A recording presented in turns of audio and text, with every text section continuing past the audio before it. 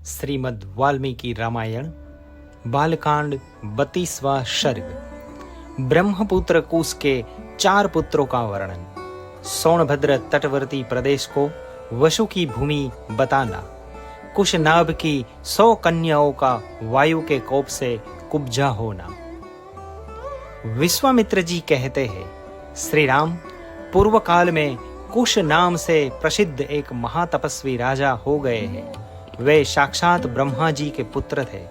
उनका प्रत्येक व्रत एवं संकल्प बिना किसी क्लेश या कठिनाइयों के ही पूर्ण होता था।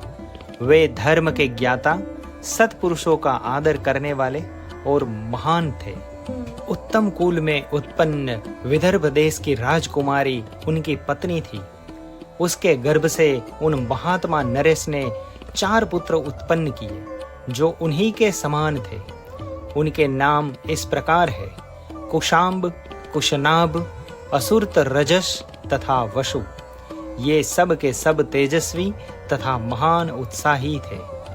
राजा कुश ने प्रजा रक्षण रूप क्षत्रिय धर्म के पालन की इच्छा से अपने उन धर्मिष्ठ तथा सत्यवादी पुत्रों से कहा, पुत्रों, प्रजा का पालन करो, इससे तुम्हें धर्म का पूरा पूरा फल प्राप्त होगा। अपने पिता महाराज कुश की यह बात सुनकर उन 4 लोक शिरोमणि नरश्रेष्ठ राजकुमारों ने उस समय अपने अपने लिए पृथक पृथक नगर निर्माण कराया। महातेजस्वी कुशांब ने कौशांबी पुरी बसाई, जिसे आजकल कौशम कहते हैं। धर्मात्मा कुशनाभ ने महोदय नामक नगर का निर्माण कराया। परम बुद्धिमान असुरत रजस ने धर्मारण्य नामक एक श्रेष्ठ नगर बसाया तथा राजा वसु ने गिरिव्रज नगर की स्थापना की। महात्मा वसु की यह गिरिव्रज नामक राजधानी वसुमती के नाम से प्रसिद्ध हुई।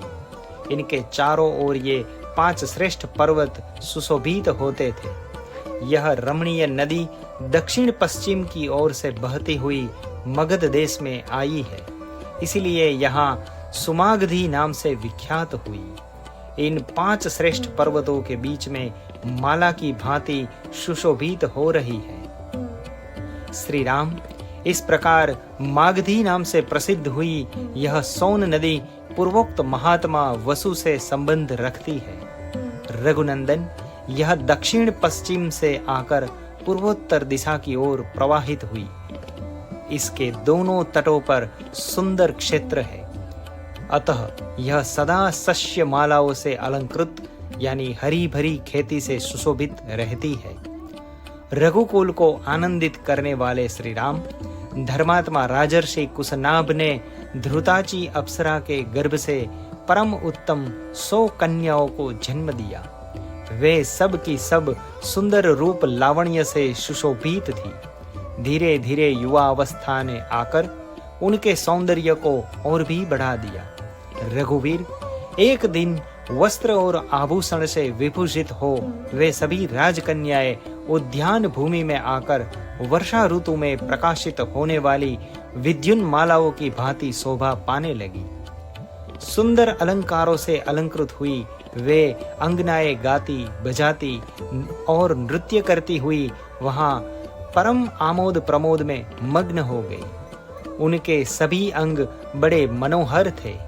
इस भूतल पर उनके रूप सौंदर्य की कहीं भी तुलना नहीं थी। इस उद्यान में आकर वे बादलों के ओट में कुछ कुछ छिपी हुई तारिकाओं के समान शोभा पा रही थी। उस समय उत्तम गुणों से संपन्न तथा रूप और यौवन से सुशोभित उन सब राजकन्याओं को देखकर सर्व स्वरूप वायु देवता ने उनसे इस प्रकार कहा, सुंदरियों, मैं तुम सबको अपनी प्रेयसी के रूप में प्राप्त करना चाहता हूँ।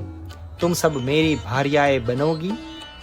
अब मनुष्य भाव का त्याग करो और मुझे अंगीकार करके देवांगनों की भांति दीर्घायु प्राप्त कर लो। विशेषतः मानव शरीर में जवानी कभी स्थिर नहीं रहती, प्रतिक्षण क्षीण होती जाती है।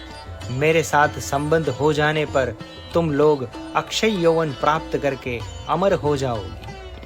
अनायास ही महान कर्म करने वाले वायुदेव का यह कथन सुनकर वे 100 कन्याएं अवहेलना पूर्वक हंसकर बोली, सुरश्रेष्ठ, आप प्राणवायु के रूप में समस्त प्राणियों के भीतर विचरते हैं, अतः सबके मन की बातें जानते हैं। आपको यह मालूम ही होगा कि हमारे मन में आपके प्रति कोई आकर्षण नहीं है। हम सब बहनें आपके अनुपम प्रभाव को भी जानती है, तो भी हमारा आपके प्रति अनुराग नहीं है। ऐसी दशा में यह अनुचित प्रस्ताव करके आप हमारा अपमान किस लिए कर रहे हैं?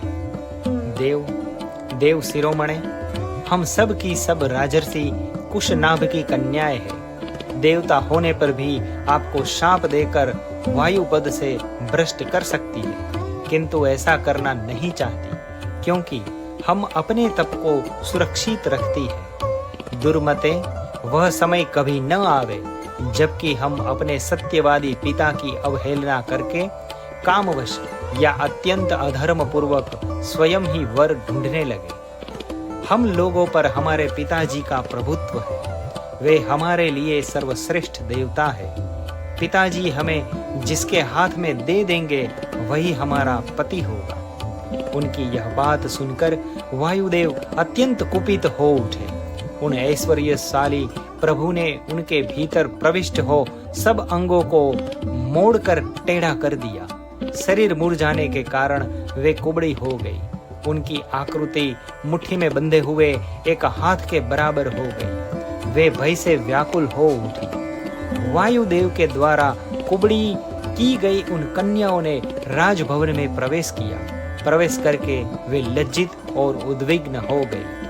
उनके नेत्र से आंसुओं की धाराएं बहने लगी। अपनी परम सुंदरी प्यारी पुत्रियों को कुब्जा के कारण अत्यंत दयनीय दशा में पड़ी देख राजा कुशनाभ घबरा गए और इस प्रकार बोले, पुत्रियों, यह क्या हुआ? बताओ, कौन प्राणी धर्म की अवहेलना करता है? किसने तुम्हें कुबड़ी बना दिया जिससे तुम तड़प रही हो, किंतु कुछ बताती नहीं हो? यो कहकर राजा ने लंबी सांस खींची और उनका उत्तर सुनने के लिए सावधान होकर बैठ गए। इस प्रकार श्री वाल्मीकि निर्मित अर्ष रामायण आदि काव्य के बालकांड में 32वां सर्ग पूरा हुआ।